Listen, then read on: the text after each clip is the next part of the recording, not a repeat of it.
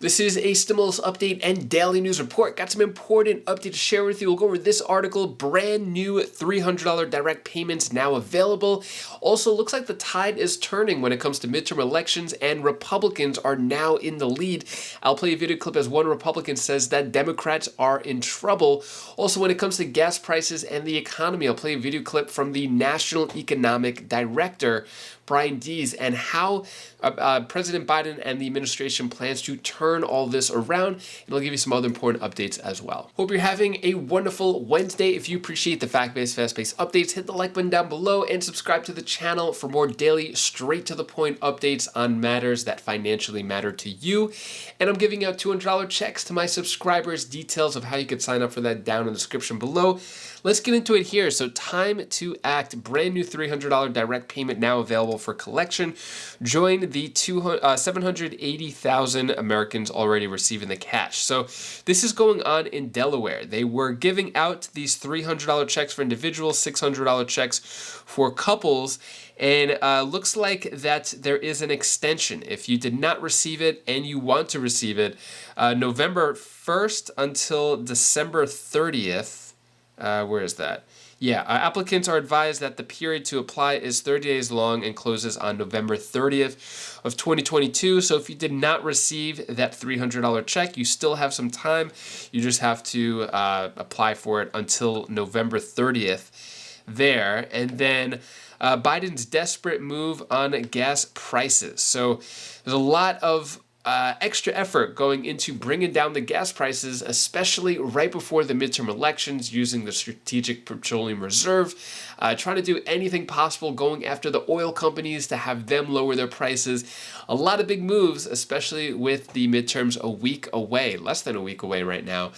Take a look at what else is being done for the economy by the National Economic Director, Brian Dees. Brian, you're the Economic Council Director. You're not really on the political side of the White House, I don't think, and the strategists on the political side. So I don't even think it's fair, really, for me to try to grill you on this. I want to give you a pass. If you just don't want to comment on this at all as the Economic Director, because it's really more of a political, a fairness issue, I think. I will let you do that. Or do you actually want to say that there are economic benefits to this? Well, let me try to put this in context, Joe, and thanks for having me on. You're welcome. I think if we're talking about any of these conversations, we have to start by recognizing that we are not in normal times. We are in a time of war, and the global environment and the global energy markets are fundamentally affected by that reality.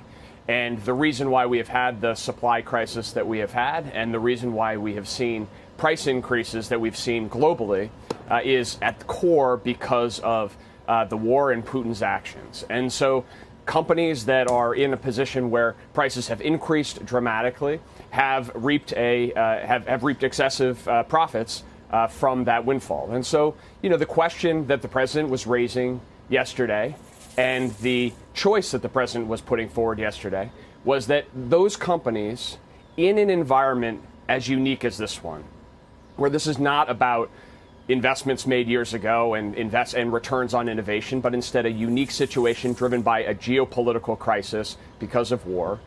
Those companies have an obligation to act in the interests of not only their shareholders, but also their consumers and also the country. And so that was the point that the president was trying to make. The issue of a windfall profits tax is one that you've seen a number of other G7 countries move forward with. And the president is clear. What he would like to see is for these companies to actually step up and, for example, reduce the historic margins that they're charging in between the wholesale price and the retail price. That would be good for consumers. And in the long term, it really wouldn't have a long-term impact on their profitability. But, Brian, in the history of the world, have you ever seen a situation where if you tax an industry or tax something, you actually get more of it? The quickest way to get less of something is to tax it and to regulate it. So we're already, draining the SPR. Some people think that's okay. Other people think that's not very wise at this point. So why make it harder for the oil companies to invest in more production by taxing the windfall? So you call these windfall profits? Well, yeah, a couple of points. First is on the Strategic Petroleum Reserve. Not only is it still half full, but we last week, as you know and you talked about, announced a plan to send certainty to the market that we will repurchase, and the Strategic Petroleum Reserve will repurchase oil when the price gets down to around $70 a barrel, which not only makes sure that that asset is stronger on the other side of this outcome, because we'll be able to repurchase more oil at that lower price, but also gives the market some certainty, something that that market actors have been asking for some time. But again, I just want to be clear on what the president was articulating yesterday. He was articulating a choice that the companies have for months said that the better outcome for trying to address these historically unique circumstances are for private sector actions where they act on their own. And the president was urging them to do so. And something like the big spread between wholesale prices and retail prices, where that profit margin on every gallon of gas being sold is at completely historically unprecedented levels, that's something that could be addressed short of Congress taking action. The president has for months been clear that's the better outcome here, and he was just being very direct about that. What are your thoughts there? Anything else that the Biden administration can do to help things go more smoothly in general, not just for the midterm elections, but for the rest of the year and for the years following?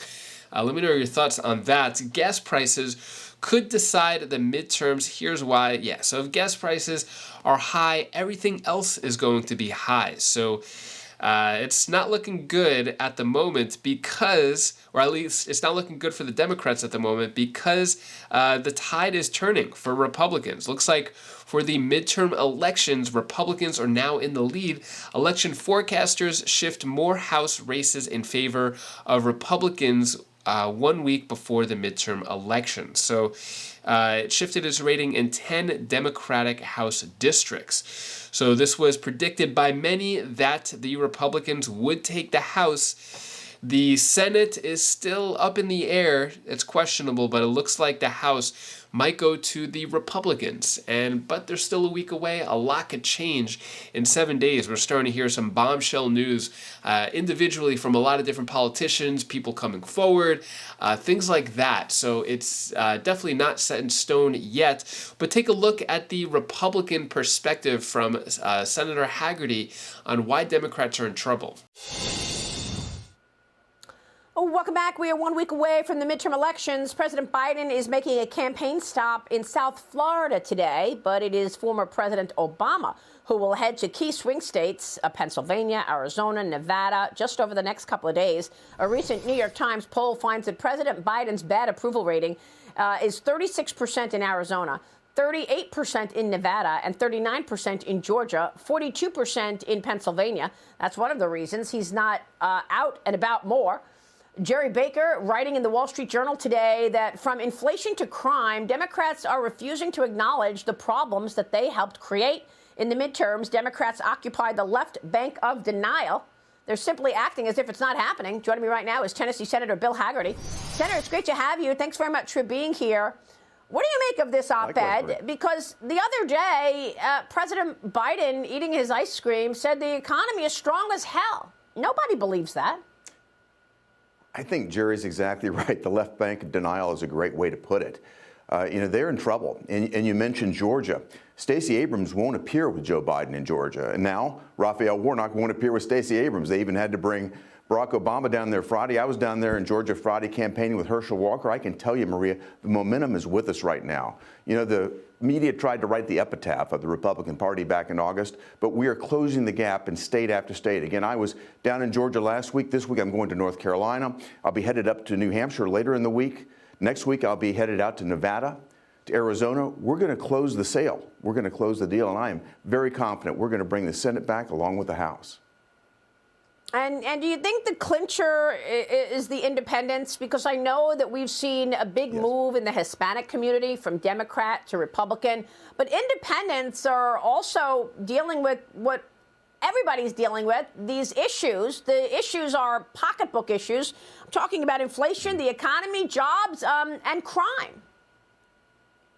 Indeed, Marie, I think you've hit the nail on the head. The independents are moving our way, and they're seeing exactly the issues that you're talking about, not the issues that the Democrats want to talk about. I don't think this race is going to be about MAGA Republicans or unlimited access to abortion. this race is going to be about the direction of our country. And it's, as you say, it's the economy. It's our energy security. It's our national security and the sovereignty of our borders. Think about it. Joe Biden has already allowed 5.5 million people into our country illegally on his watch. If you look at it, till the end of his first term, which will be his only term, he will have more than doubled the population of Tennessee crossing that border illegally. He's the partner of organized crime, drug cartels, and violent criminals. People don't want this in America. That's why I think we're going to see a rude awakening next week. Well, that's just extraordinary about the border. And we know that there are also up to 1 million gotaways that we're, watching on surveillance camera. We don't know what their intentions are, but they're in the country right now. Crime is spiking because of policies such as cashless bail. But what I want to know is what you're going to be able to do to fix these issues. What's the difference between 51 seats that the Republicans may gain to 54 seats? I mean, what can the Senate do if you have a bigger majority in terms of turning around some of these issues? Well, first and foremost, we need to get there. And I hope people will go to my site, blockbidennow.com, and help me make this happen over the course of the next week. Blockbidennow.com is the way to get us there. But having 51 is certainly better than having 49. 54 is even better in terms of giving us the momentum and the latitude to actually get more accountability in place. We've got to bring this administration back in front of, the folks that are responsible for oversight. We have to get out of this, irregular process that we've seen the Democrats take us through. They've gone around regular procedure. The committees that I sit on aren't used. They passed everything through a reconciliation process that runs the Appropriations Committee that I serve on.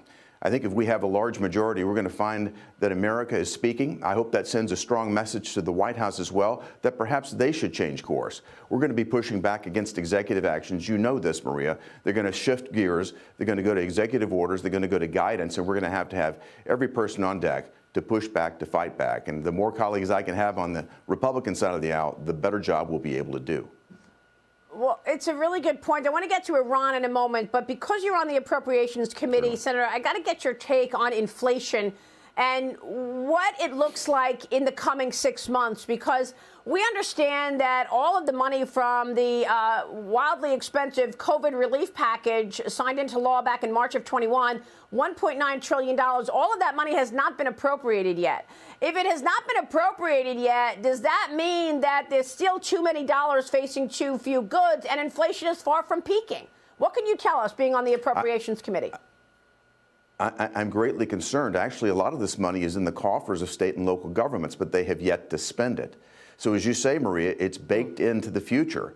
Inflation isn't going to go away overnight. In fact, if you look at the most recent numbers, it's very concerning because inflation is actually still accelerating. So we've got a real issue on our hands. People are spending down their savings. That's true. American savings is coming down. But what we've also got is a state and municipal government scenario where they're going to continue to put pressure on prices here in America. So it's very disconcerting. The Fed is taking action. They will do it again this week, raising prices, raising rates another 3/4 of a point. I think that's going to continue again in December, again in February. We've seen mortgage prices already double.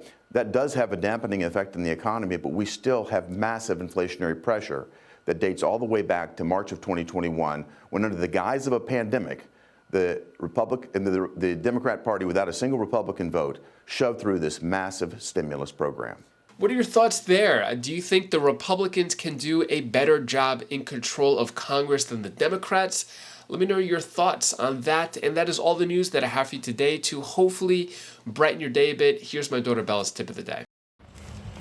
Hi guys, my name is Bella. This is the tip of the day. If you make a mistake, then it's okay. You learn from your mistake, it makes you a better person. So it's okay. It's okay. We still love you. We like you a lot. Bye. Thank you so much for watching. Appreciate all of your support. Don't forget about the $200 checks. Details down in the description below. All else is good in the hood over here. Kids are good. Everything is all good, thankfully, at the moment. Hopefully things are good with you. If you want to check out any of my other videos, you could click right up here. And I'll see you in the next video. Take care. Be safe. Thank you for watching.